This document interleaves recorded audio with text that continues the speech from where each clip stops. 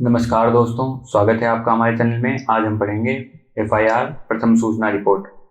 तो दोस्तों, एफआईआर क्या होती है आज हम जानेंगे कि एफआईआर कौन कर सकता है, एफआईआर कैसे की जाती है तथा संज्ञेय अपराध क्या होता है, और यदि पुलिस एफआईआर नहीं लिखे तो आप क्या कर सकते हैं। और एफआईआर के लिए महिलाओं के लिए कुछ विशेष नियम भी बनाए गए हैं, तो आज उन नियमों के ऊपर भी हम डिस्कस करेंगे। तो दोस्तों, एफआईआर क्या होती है? एफआईआर का मतलब होता है प्रथम सूचना रिपोर्ट, अर्थात जब किसी व्यक्ति को संज्ञेय अपराध की जानकारी होती है तो वह पुलिस को इसकी सूचना देता है और पुलिस अधिकारी उस सूचना को अपने रजिस्टर में दर्ज करता है और रजिस्टर में दर्ज करके उसे सूचना को नंबर प्रदान करता है। ऐसी दी गई सूचना एफआईआर अर्थात प्रथम सूचना रिपोर्ट कहलाती है। एफआईआर सूचना रिपोर्ट वह व्यक्ति दे सकता है जिसे संज्ञेय अपराध की जानकारी हो। अर्थात अगर हम उदाहरण के जरिए समझें तो अगर आपके घर के बाहर कोई मृत शरीर पड़ा है, हो सकता है उसकी किसी ने हत्या नहीं की हो, परंतु यदि आपको इसकी शंका है या इसकी कोई ऐसी जानकारी है कि प्रस्तुत व्यक्ति की हत्या किसी उक्त व्यक्ति ने की है, तो आप इसकी जानकारी अपने नजदीकी पुलिस स्टेशन में दे सकते हैं। बाद में यदि पता चलता है कि व्यक्ति की हत्या नहीं हुई थी, उससे अन्य किसी कारण से उसकी मृत्यु हुई थी, हो सकता है उसे हार्ट अटैक, अस्थमा आदि की कोई बीमारी हो जिससे चलते उसकी मृत्यु कारित हो गई हो, परंतु इसका दोष आपको नहीं दिया जाएगा। एफआईआर दर्ज करवाने का मुख्य उद्देश्य होता है कि किसी संज्ञेय अपराध की जानकारी होने पर उसे आप पुलिस अधिकारी को बताएं ताकि उस अपराध के ऊपर कानूनी कार्यवाही हो सके। इसलिए किसी भी व्यक्ति को एफआईआर करते हुए घबराना नहीं चाहिए, क्योंकि उसके ऊपर कार्यवाही नहीं होगी, वो अपराध की जानकारी दे रहा है। अगर ऐसा होता है कि कोई पुलिस अधिकारी के सामने भी अपराध हो जाता है तो उसे भी प्रथम सूचना रिपोर्ट दर्ज करवानी होती है तथा यह बताना होता है कि उसने अपराधी को पकड़ा है या अपराधी भाग गया है। पुलिस अधिकारी को भी यह बताना होगा कि मैंने नामित व्यक्ति को या फला व्यक्ति को चोट पहुंचाते हुए देखा है, तो ही उसकी रिपोर्ट बनेगी। और यदि उस रिपोर्ट को वह रजिस्टर में दर्ज करता है तो वह एफआईआर कहलाएगी और अपराधी की जानकारी उस रिपोर्ट में वह दर्ज करेगा। उसके बाद ही वह एफआईआर पूर्ण होगी और जो भी कानूनी कार्यवाही होगी वह एफआईआर के बाद होगी, लेकिन अपराधी को वह पहले से ही पकड़ के रखेगा और अगर अपराधी भाग गया है तो उसकी जानकारी भी एफआईआर के अंदर पहले से उसे लिखनी पड़ेगी और एफआईआर लिखने के बाद ही अन्वेषण और इन्वेस्टिगेशन आदि प्रक्रिया शुरू होगी। तो दोस्तों, अब हम देखेंगे कि एफआईआर कैसे की जाती है तथा धारा 154 का क्या महत्व है। तो दोस्तों, आपके पास कोई संज्ञेय अपराध की सूचना होती है, आप जाएंगे एसएचओ पुलिस स्टेशन में, जो एसएचओ होता है उसके पास जाएंगे। एसएचओ स्टेशन हाउस ऑफिसर होता है, वह आपकी रिपोर्ट दर्ज करने का ही काम करता है, परंतु यदि एसएचओ कुछ बिजी है या कोई कार्य कर रहा है तो एसएचओ के कहे अनुसार आप कांस्टेबल के पास भी एफआईआर दर्ज करा सकते हैं।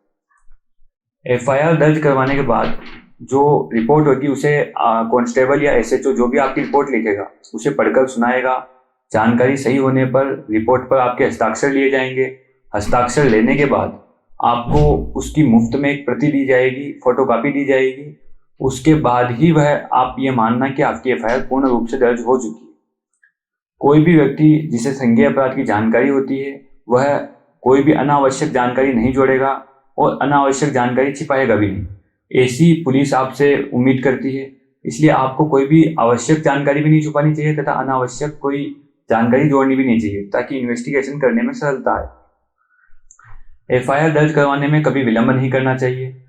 अब अगर आप एफआईआर करने में अगर विलंब करते हैं तो बहुत बार ऐसी स्थिति आती है कि अपराधी भाग जाता है, या ऐसी स्थिति भी आती है कि अपराध का पता नहीं चलता है कि अपराध किसने किया है। इसलिए धारा 154 के अंतर्गत बताया गया है कि जल्दी से जल्दी एफआईआर करवा देनी चाहिए, क्योंकि अगर सूचना देने में देरी हो जाती है तो फिर वह सूचना किस बेमतलब की हो जाती है, उस सूचना का कोई महत्व नहीं होता है, क्योंकि फिर अपराधी को पकड़ना बहुत मुश्किल हो जाता है। उदाहरण के लिए, अगर हम समझते हैं किसी घर में चोरी हो जाती है और वह 1 महीने बाद अगर इसकी शिकायत करता है कि मेरे घर में चोरी हो गई है, तो उक्त सूचना में उस रिपोर्ट का कोई महत्व नहीं है, क्योंकि अब अपराधी को नहीं पकड़ा जा पाएगा, क्योंकि सारे सबूत मिट चुके होंगे और इन्वेस्टिगेशन में भी वह नहीं पकड़ा जाएगा।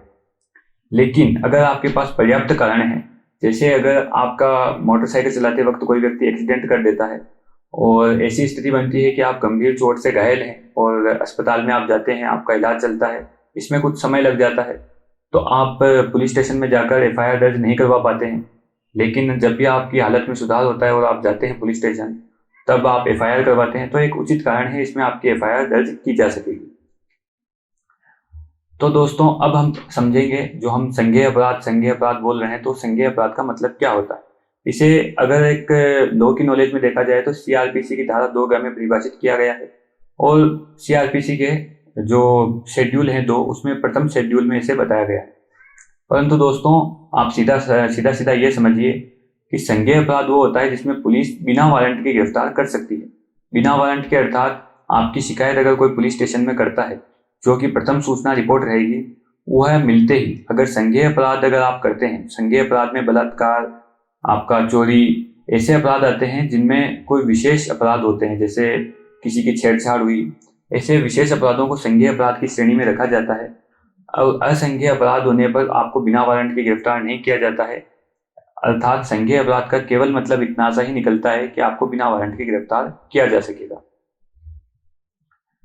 अब हम समझेंगे कि अगर पुलिस अधिकारी आपकी एफआईआर नहीं लिखे तो आप क्या कर सकते हैं। तो दोस्तों, हमारे पास ये अधिकार है कि यदि क्षेत्र अधिकारी का कोई पुलिस स्टेशन आपकी एफआईआर नहीं लिखता है, तो आप उस थाने के पुलिस अधीक्षक जो एफआईआर वह नहीं लिख रहा है, उसकी आप शिकायत कर सकते हैं। जो उस थाने का पुलिस अधीक्षक होता है, आप उसे एफआईआर लिख सकते हैं और उसे डाक के द्वारा भेज सकते हैं, और उक्त पुलिस स्टेशन के पुलिस अधिकारी की शिकायत भी कर सकते हैं। अगर मामला संज्ञेय बनता है और जो आपने एफआईआर लिख के डाक द्वारा भेजी है, अगर उस पुलिस अधीक्षक को ऐसा लगता है कि वह मामला संगीन है और और उस पर जांच बिठानी चाहिए, तो वह इसकी इन्वेस्टिगेशन करेगा या कोई अधीनस्थ पुलिस अधिकारी को तहकीकात के लिए भेजेगा, और अन्वेषण करने के बाद उसको पूरी निगरानी में करेगा, और इसकी पता चलेगा कि अगर जानकारी संगीन अपराध की पाई जाती है तो इसमें वह आगे एक्शन लेगा। इसमें जानकारी की बात यह है, मान लीजिए आपने पुलिस अधीक्षक को यह भेजा है, पुलिस अधीक्षक को बहुत सारे काम होते हैं, तो हो सकता है वह अपने अधीनस्थ पुलिस अधिकारी को यह मामला दे। तो इसमें कोई आपका ऐसा नहीं होगा कि आपने जो पुलिस अधीक्षक को दी है तो आप ऐसा माने कि वही इसे मामले को देखे। अगर कोई पुलिस अधीक्षक अपने निचले स्तर के पुलिस अधिकारी को भी यह मामला देता है तो पावर उसकी समान हो जाएगी, वह आपके मामले में उतनी ही एक्यूरेसी के साथ उस मामले को देख पाएगा। तो दोस्तों, अब हम देखेंगे कि महिलाओं के लिए कुछ विशेष नियम बनाए गए हैं, क्योंकि महिलाओं के ऊपर कुछ विशेष अपराध होते हैं जो केवल महिलाओं के ऊपर ही होते हैं। तो दोस्तों, उनके लिए एक विशेष नियम बनाया गया है 2013 के अमेंडमेंट करने के बाद। जैसे धारा 326 है, 354 है, 376 है, 509 है। इन कुछ धाराओं में महिलाओं को कुछ विशेष अधिकार प्रदान किए गए हैं। अगर कोई व्यक्ति महिलाओं को खतरनाक हथियारों से चोट करता है, महिला की लज्जा भंग करता है, या बलात्कार करता है, या शब्द या हाव भाव से महिला की लज्जा के जो शब्द होते हैं उनका यूज करता है, तो ऐसी किन्हीं भी अपराधों में महिलाओं को कुछ विशेष शक्तियां दी गई है और यह उनका अधिकार भी है। तो प्रस्तुत धाराओं के तहत अगर कोई भी अपराध होता है तो ऐसा कोई भी अपराध होने पर महिलाओं को जो एफआईआर की जाती है, वह जो महिला जिसको एफआईआर लिखवानी है वह एक महिला पुलिस अधिकारी को ही एफआईआर लिखवाएगी। उसे सुना भी एक महिला पुलिस अधिकारी के द्वारा ही जाएगा, तथा अगर महिला पुलिस अधिकारी उपस्थित नहीं है तो नजदीकी पुलिस अधिकारी, जो भी नजदीकी पुलिस स्टेशन है, वहां से महिला पुलिस अधिकारी को बुलाया जाएगा तथा वह महिला पुलिस अधिकारी एफआईआर दर्ज करेगी। और यदि पीड़ित महिला को यदि आवश्यकता है कि वह विधिक सहायता भी चाहती है, तो जो महिला पुलिस अधिकारी होगी वह विधिक सहायता भी प्रदान करेगी। और जो महिलाओं के संगठन चलते हैं, महिलाओं के कार्यकर्ताएं होती है, उनसे उस महिला की जान पहचान भी कराएगी ताकि वह अपनी आगे विधिक सहायता ले सके। और जो भी अन्य सहायताएं होती है वो भी वो संगठन प्रदान करते हैं।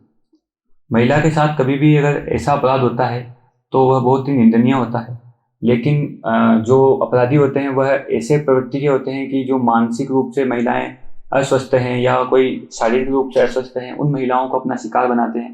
तो इसलिए सरकार ने उनके लिए कुछ विशेष नियम बनाए हैं कि अगर कोई मानसिक और शारीरिक रूप से कोई विकलांग महिला है तो उसके लिए एक महिला पुलिस अधिकारी उसके घर जा पाएगी, उसकी एफआईआर उसके घर पे ही दर्ज की जाएगी। तथा यदि मानसिक रूप से कोई असमर्थ है, वह अपनी बात को उस तरीके से नहीं कह पाती है जैसे दूसरे व्यक्ति कह पाते हैं, तो जो व्यक्ति उसकी बात समझता है उस व्यक्ति को उसके पास भेजा जाएगा या उस महिला को उसके पास भेजा जाएगा, ताकि वह अपनी बात को अच्छे से प्रेजेंट कर पाए, अपनी बात को अच्छे से समझा पाए। और ऐसी महिला का जो एफआईआर होती है उसे वीडियो के द्वारा रिकॉर्ड किया जाता है और जितना जल्दी होता है उसे मजिस्ट्रेट के सामने प्रस्तुत करके उसे 164 के तहत बयान उसके लिए जाते हैं।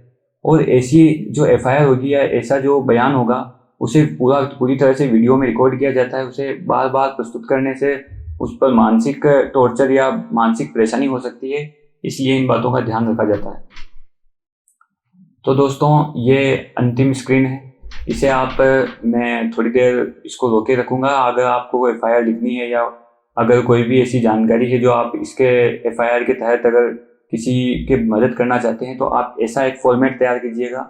इस फॉर्मेट में मैंने जहाँ जहाँ जगह थोड़ी अधूरी रखी है आप अपने स्व विवेक के अनुसार इसे भर पाएंगे और ऐसा ही फॉर्मेट आप एफआईआर के दौरान देंगे और यह फॉर्मेट बिल्कुल लीगल रहेगा, इसमें आप कोई दिक्कत ना मानेगा। इसको आप थाने में दे पाएंगे और ये सभी थानों में लीगल होगा। आप अपने राज्य, अपना थाने का पता इसमें अपने हिसाब से फिल करना और यही एफआईआर का फॉर्मेट होता है दोस्तों। और दोस्तों बहुत बहुत धन्यवाद। आज की वीडियो यहीं तक रहेगी और अगली वीडियो हम बहुत जल्दी लाएंगे। धन्यवाद दोस्तों।